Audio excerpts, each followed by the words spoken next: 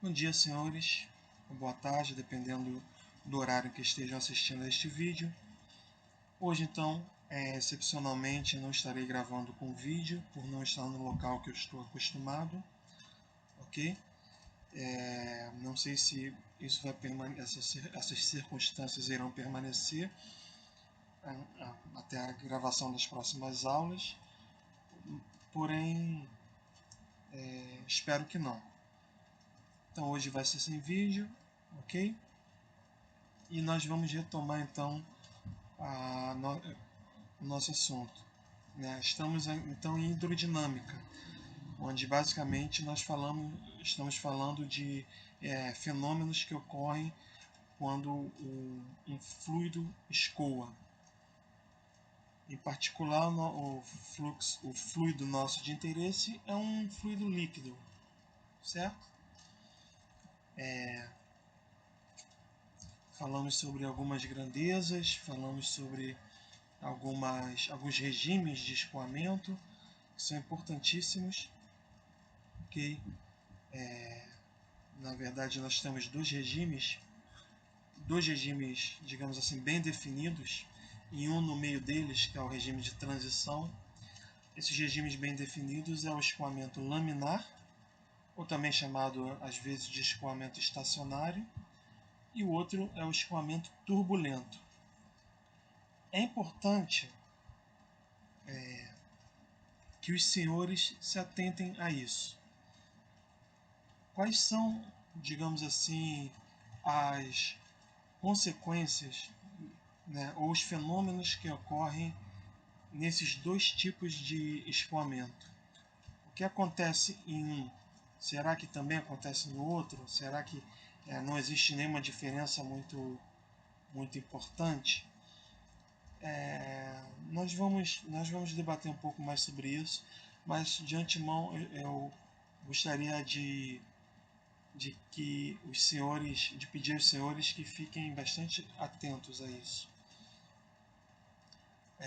Então hoje nós vamos retomar falando sobre a equação de Bernoulli, que é uma equação que, embora seja muito conhecida e muito utilizada, ela tem pouca aplicabilidade, vamos colocar assim, ela pura, tem pouca aplicabilidade na prática, visto que as condições para que a equação de Bernoulli seja colocada, né, que essa leitura, esse modelo seja implementado, essas condições são muito específicas.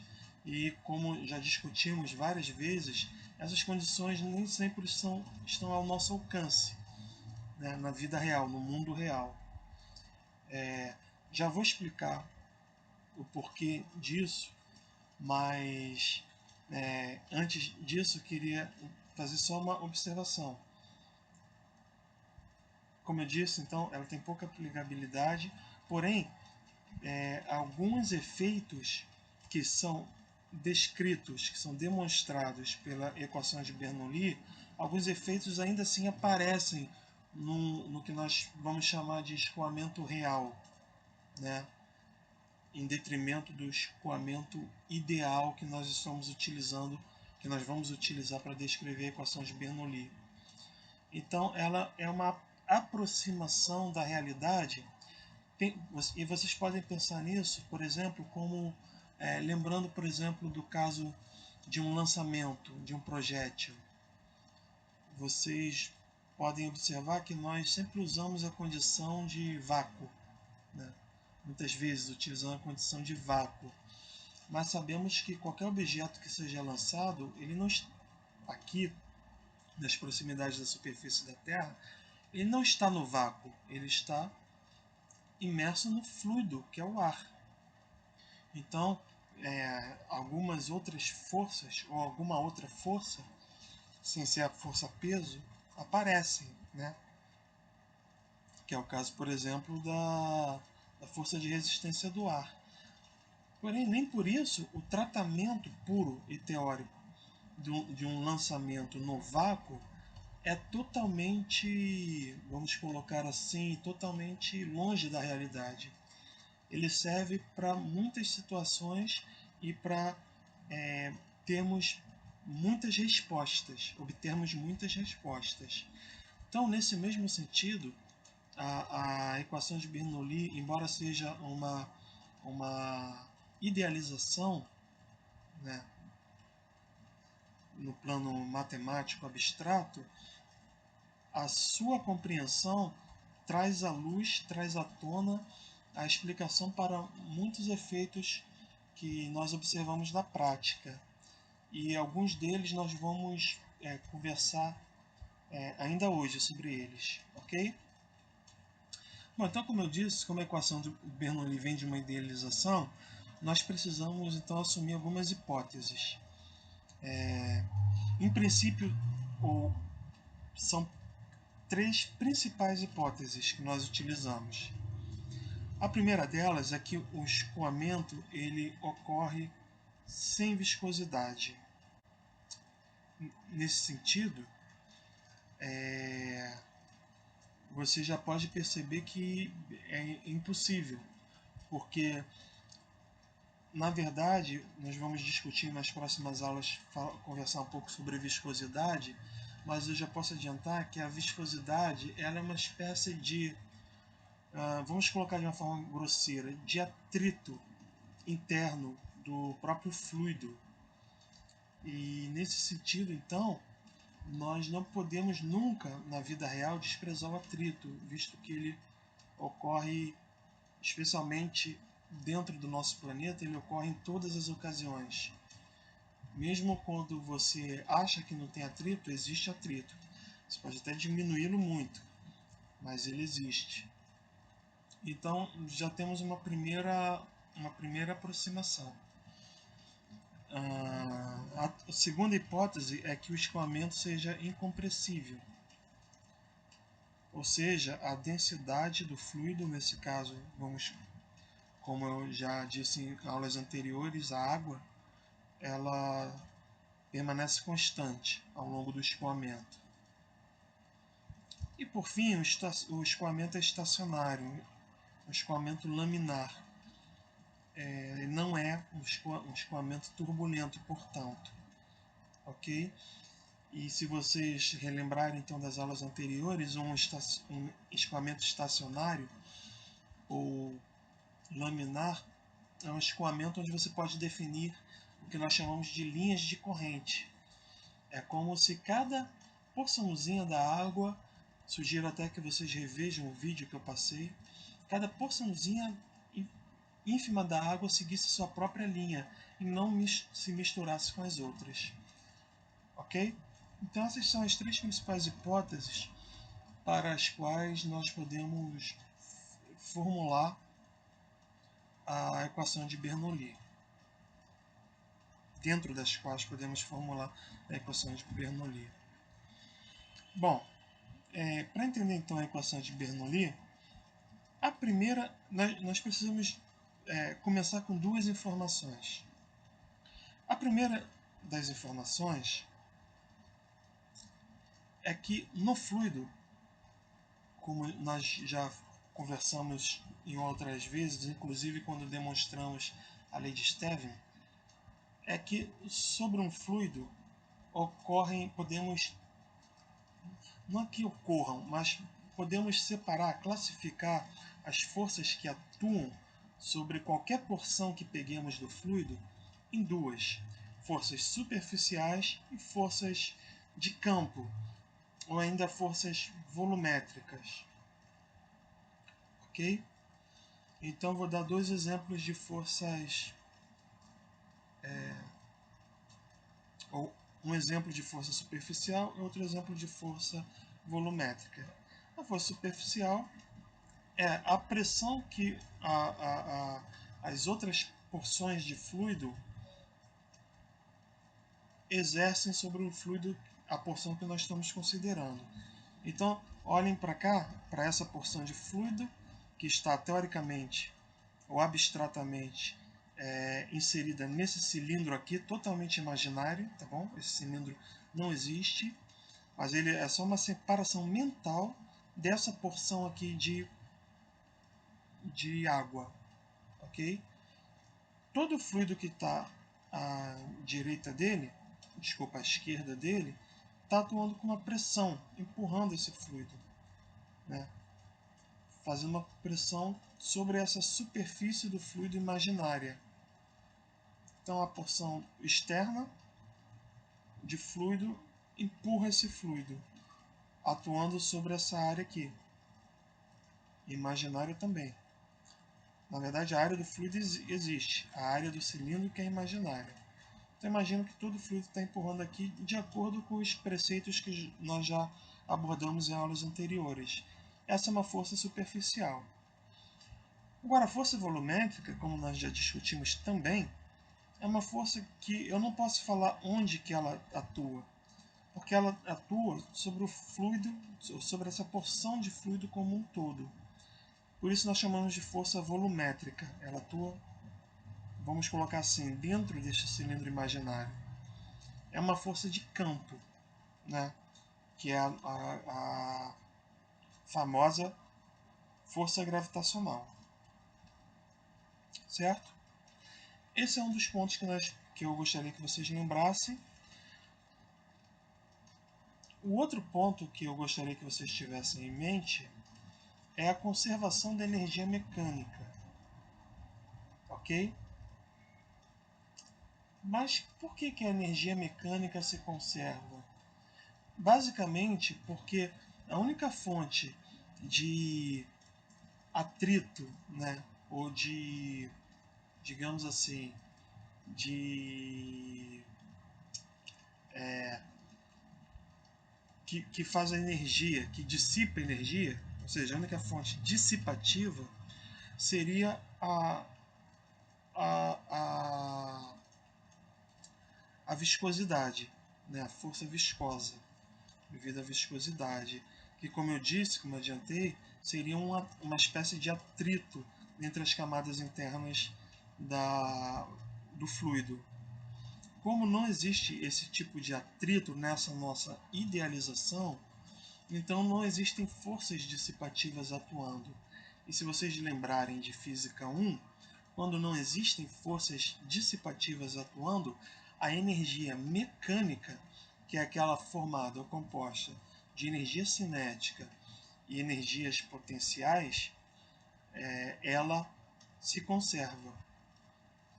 Se vocês se lembrarem também, nós vimos que se houver algum termo dissipativo, então a energia mecânica ela não se conserva. Mas se a gente contabilizar esse termo dissipativo e o trabalho por ele realizado, então a gente pode ainda considerar que a energia total, aí no caso a energia total seria energia mecânica mais essa energia. Aí sim essa energia total é conservada. Ok? Então, voltando, dentro da nossa idealização, a energia mecânica, como não há viscosidade, então a energia mecânica ela é conservada. Como nós vimos, de acordo com a mesma abordagem de aulas anteriores, a gente pode, então, passado um tempo ΔT, a gente pode pegar um fluido que está aqui, nesse cilindro, e ver como é que ele se comporta. Lembrando que esse é um fluido estacionário, então você tem as linhas aqui de corrente. Então a gente pode pegar esse cilindro e basicamente ver como ele se comporta quando ele sai dessa posição 1 e sobe até essa posição 2. É o mesmo pedaço de fluido, ok? Só que ele subiu, como o fluido está escoando, então uma vez que você, digamos assim, marque essa porção de água, você vai ver que ela vai escoar, vai escoar, vai escoar, e depois de um dado tempo, ela vai estar nessa posição 2. Ok? Se inicialmente ela estava a essa altura, Z1, imagina que isso aqui seja uma tubulação que esteja subindo. Se em um determinado instante ela estava a uma altura Z1, ela pode muito bem ter subido então para essa altura Z2. Ok? Então, como nós falamos, em termos das forças, como atuam essas forças sobre o fluido, a gente pode então também calcular o trabalho realizado por essas forças. Certo? O trabalho realizado por essas forças seria que aí vem algo que eu busquei enfatizar muito em Física 1 e vou enfatizar novamente aqui. Essa equação, aqui nós vamos utilizar o teorema trabalho-energia cinética, ou trabalho-variação da energia cinética. Esse trabalho responsável pela variação da energia cinética é o trabalho da força resultante, da força total. Ok? Então, qual é o total de forças que atuam sobre esse fluido? Mais uma vez, lembrando, ignorando a viscosidade, então as forças que atuam são forças superficiais mais a força volumétrica, que é a força peso. O trabalho dessas forças, então, ela é responsável pela variação da energia cinética desse fluido.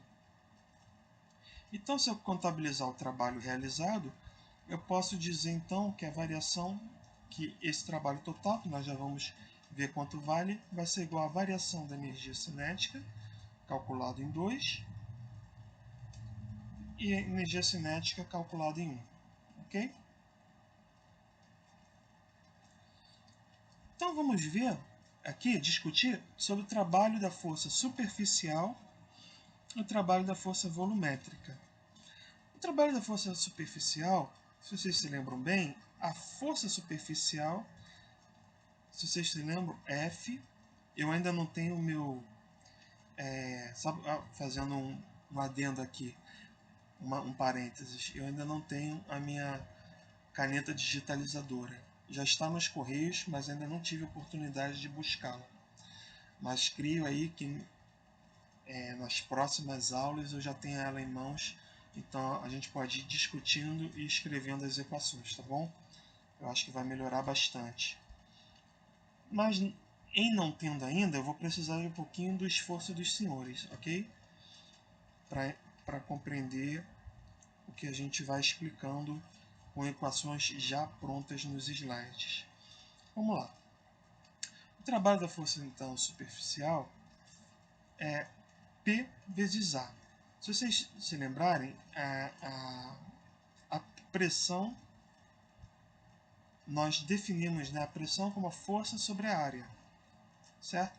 Então, força dividido por área, mas essa força não é qualquer força, mas é uma força que atua numa dada superfície.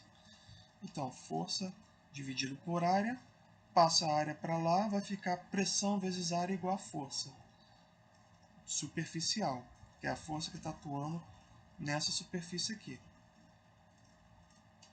Agora, qual é o trabalho? O trabalho não é a força que atua vezes a distância? Então a força está aqui, ó. P1 vezes A1 é a força. E qual é a distância? Qual é o trabalho quando essa força atua do ponto 1 até o ponto 1'? Nada mais é do que essa distância aqui, ó, V1 vezes ΔT. Ok?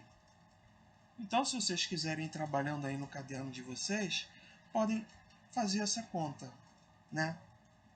Grosseiramente, vocês podem multiplicar. Definir P igual a F sobre A, então F igual a P vezes A, e ΔL, ou ΔX, né? Ou simplesmente o D, do F vezes D do trabalho, vocês podem chamar de V1 ΔT. Então, vocês vão ter esse trabalho aqui. Agora, esse trabalho é positivo. Por quê? Porque o fluido está se deslocando para a direita. Se vocês observarem, então, a pressão, que é a força dos fluidos que estão à esquerda dessa porção aqui de água, está apontando para a direita. Como o deslocamento também aponta para a direita, então esse trabalho é positivo. Ok? por isso que ele está positivo aqui. Por outro lado, o trabalho realizado sobre essa porção de fluido, quando ela está na posição 2, ela saiu da posição 2 para a posição 2 linhas. Porém, quem faz força aqui é a porção que está à direita dela, fazendo força para a esquerda, impedindo com que essa porção de água, ou tentando impedir com que ela volte, né? Ou tentando, desculpa, impedir não, tentando forçar para que ela volte, tentando impedir que ela avance para a direita. Então tem uma força para a esquerda, para cá, que está contrária ao deslocamento do ponto 2 a ponto 2 linha, né? Que segue essa setinha aqui. Então tem uma força para a esquerda e uma setinha para a direita. Então vocês viram que quando a força é contrária ao deslocamento, o trabalho é negativo. Logo, o trabalho total da força superficial, das forças superficiais, é dado por essa expressão, P1 vezes A1, que é a área aqui desse tubo, né, esse tubo de linha de corrente, a velocidade V1 e um dado tempo. Transcorrido o mesmo tempo, só que agora em outra posição, em outro lugar do espaço, a gente pode ainda então considerar que eu tenho uma outra força, logo eu tenho uma outra pressão numa outra área, porque essas linhas de corrente, por exemplo, nós vimos que elas não se cruzam, elas não podem se cruzar, mas nada impede que elas se juntem um pouco mais, né? Que elas fiquem mais delgadas, mais finas. Então nada impede que essa área aqui seja diferente. Então P2A2, nada impede que a velocidade seja diferente, só o tempo que eu controlo. Então, como eu estou marcando, para comparar essa situação com essa, eu tenho que colocar então o mesmo tempo. Então o tempo eu controlo. Finalmente temos o trabalho da força volumétrica. Como nós vimos, a força volumétrica é a força peso, e o trabalho da força peso, como vocês têm obrigação de se lembrar, é menos a variação da energia potencial gravitacional. Então, para essa porção de fluido, qual vai ser a energia potencial? Vai ser mg vezes altura, né? mgh. M está aqui, ok, delta M2. Z2 está aqui. E G é comum para todos eles, né? Então, é menos a posição vezes a massa final, menos a posição vezes a massa inicial. Mas, mestre, o senhor colocou ΔM2 e ΔM1 mesmo? Sim. Por enquanto, sim. Porque ainda não lancei mão da nossa hipótese de rho constante. Calma. Essa expressão aqui ela é bastante geral, se vocês pararem para pensar, né? Exatamente porque eu não restringi, não utilizei a conservação da massa aqui. Ou seja, poderia muito bem, nesse dado escoamento, poderia ser que para um dado instante aqui passasse o fluido, digamos assim, a se acumular mais nesse dado cilindro aqui. E se assim ocorresse, eu teria uma massa maior de água, né? Mas com as hipóteses da conservação da massa e com as hipóteses também que o escoamento é estacionário, então essa a gente vai ver agora no próximo slide, que eu não posso ter um ΔM2 diferente de ΔM1. Então aqui está, como o fluido é incompressível, ΔM1 é igual a ΔM2, porque a densidade é igual, certo? E o volume de cilindro, em princípio, tem que ser igual. Pronto. Agora a gente pode, então, utilizar o teorema trabalho-energia cinética, trabalho da força superficial mais trabalho da força volumétrica igual a variação da energia cinética. O que temos, então, é isso. Ó. Como vimos aqui, o trabalho da força superficial, trabalho da força volumétrica, variação da energia cinética. Agora, se vocês se lembrarem lá das primeiras aulas de hidrostática, eu falei que é melhor, né, no trato com fluidos, em vez de falar de massa e força, a gente prefere falar em densidade e pressão, certo? Então, trazendo todos esses conceitos que nós discutimos, de conservação de energia, etc., etc., para o contexto da densidade e da pressão, a gente pode verificar por essa conta, dividindo tudo aqui por ΔV, a gente chega a essa expressão aqui, ó, né? Então, eu aconselho que vocês abram essa conta. Não é difícil.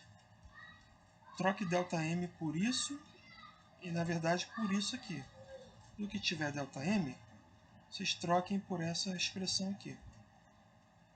Depois dividam, né, por ela. E aí vocês vão verificar o seguinte, que eu vou ter essa expressão, P1 menos P2, como eu dividi isso tudo por isso aqui, certo? Por isso aqui,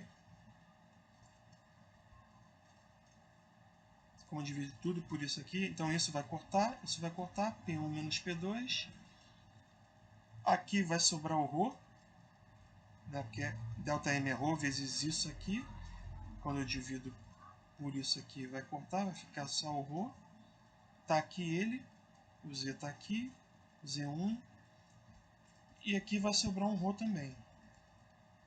E a gente pode então rearrumar essa expressão. Se nós colocarmos tudo que tem 1 de um lado e tudo que tem 2 de outro, vai ficar assim, P1 mais ρg Z1 mais meio de ρ V1 ao quadrado. Isso do lado esquerdo. Igual, aí esse menos P2 vai passar para cá, vai ficar igual a P2, menos isso aqui vai passar para lá com o mais ρg Z2, mais meio de ρ V2 ao quadrado. A gente vai ficar com essa equação. E daí vem a equação de Bernoulli, fazendo uma última observação. Ora, se eu pego um ponto e essas grandezas aqui somadas naquele ponto 1 que eu peguei vai ser igual às grandezas somadas no ponto 2, e esses pontos 1 e 2 são totalmente arbitrários, então isso quer dizer que isso é uma constante, que a soma dessas grandezas é uma constante,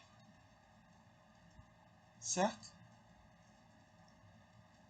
Portanto, temos a equação de Bernoulli, que diz que a soma das grandezas de uma pressão mais uma pressão que nós chamamos de pressão estática, mais essa outra pressão muito importante, que nós chamamos de pressão dinâmica, essa grandeza aqui, meio de ρ V2, pressão dinâmica. E essas grandezas aqui, na verdade essa soma aqui nós chamamos de pressão estática. Isso dentro de um fluido que obedeça às condições, aquelas premissas que nós colocamos, isso sempre vai ser uma constante. Ok?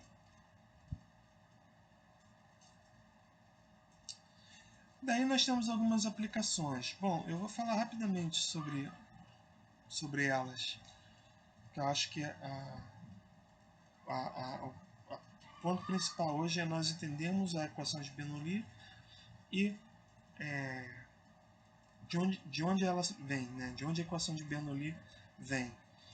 E mais importante ainda do que isso é qual o regime em que ela é válida, né? Então isso foi discutido. As aplicações são simples. Por exemplo, se você tem um tanque e você tem um furo, que aqui está bastante, vou colocar assim, bastante exagerado, mas você tem um furo,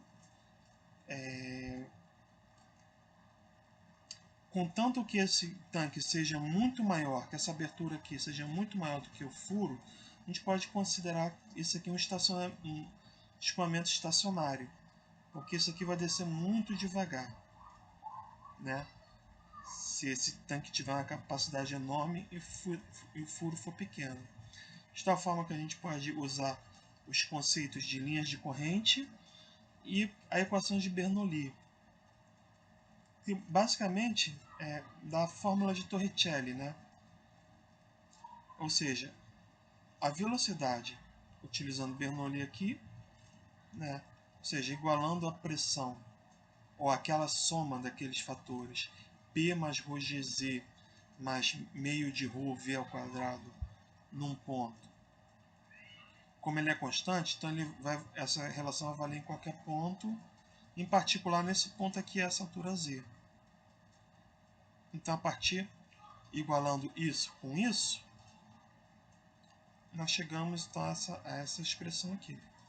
Ou seja, a gente pode determinar a velocidade de escoamento ou com que um fluido sai desse buraco. Outra aplicação muito importante também, muito usada em hidráulica, também usada em aviação, etc., é o tubo de Pitot. O tubo de Pitot ele traz uma questão interessante também, de muita relevância para vocês, que é o chamado ponto de estagnação. É muito simples. O ponto de estagnação é uma barreira que se coloca para que o fluido nesse ponto aqui, nessa região, ele fique a velocidade zero. Por isso o nome ponto de estagnação. É um freio para o fluido. Para que ele serve? Exatamente para que o tubo de Pitot, através então do que decorre disso, ele possa indiretamente nos dizer qual é a velocidade de escoamento de um fluido que passa por ele. E como é que funciona? O funcionamento está descrito aqui, está mostrado aqui. Tudo se passa com a aplicação da equação de Bernoulli. Em anos anteriores, eu expliquei como funciona. Mas esse ano eu prefiro que vocês entendam, que vocês procurem entender. Então, observe esse slide, tá bom? E procurem entender aí por vocês como é que se chega a essa equação aqui, ó, de velocidade de escoamento do fluido através do tubo de Pitot, ok? Uma outra coisa interessante é que dependendo da área, né, uma engenharia hidráulica ou algo do tipo, costuma-se então usar outra nomenclatura, outra forma de abordar o problema, né, outra linguagem de abordar o problema do escoamento através de um tubo de Pitot.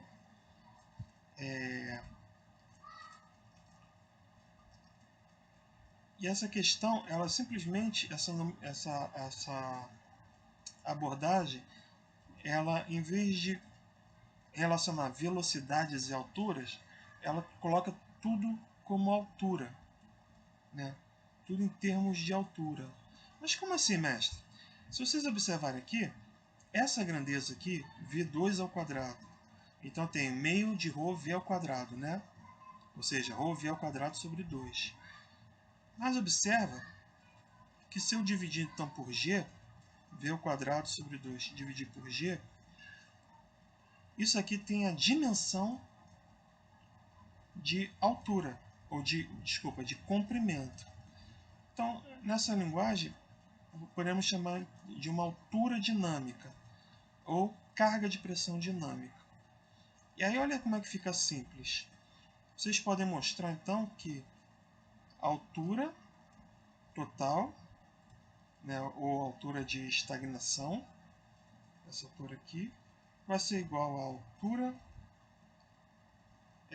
estática, porque essa é a altura devido à pressão estática, mais esse gap aqui. Esse gap aqui, que a diferença do Hzinho para o Hzão, esse gap é justamente a altura dinâmica.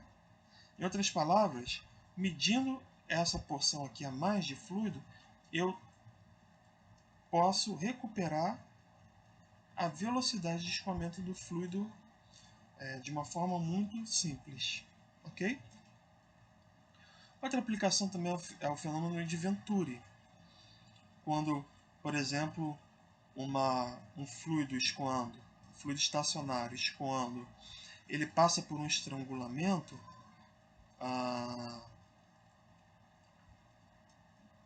você pode determinar então, através da diferença de altura, né, entre as pressões numa dada abertura e na outra que está aqui em cima desse estrangulamento,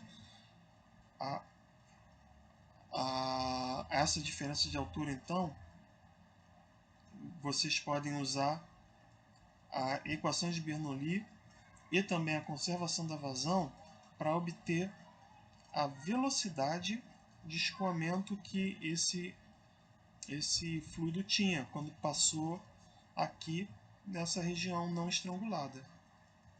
Então, basicamente, para que isso serve? Você tem um tubo e aí você tem um líquido escoando por esse tubo. Num dado ponto, ele tem um estrangulamento bem conhecido, né, com a área bem conhecida, e quando o fluido passar por aqui, como ele tem que obedecer a Bernoulli, a equação de Bernoulli, essa pressão aqui estática ela vai diminuir, porque a velocidade aqui vai aumentar. E aí nós vimos, se vocês repararem bem,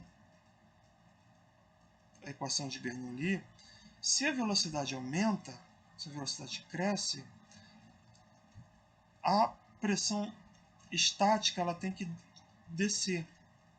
Para quê? Para que essa soma fique constante. Isso é que Bernoulli diz. Então, passando por esse estrangulamento, vocês já devem, a essa altura, estar convencidos. Opa, só um minuto.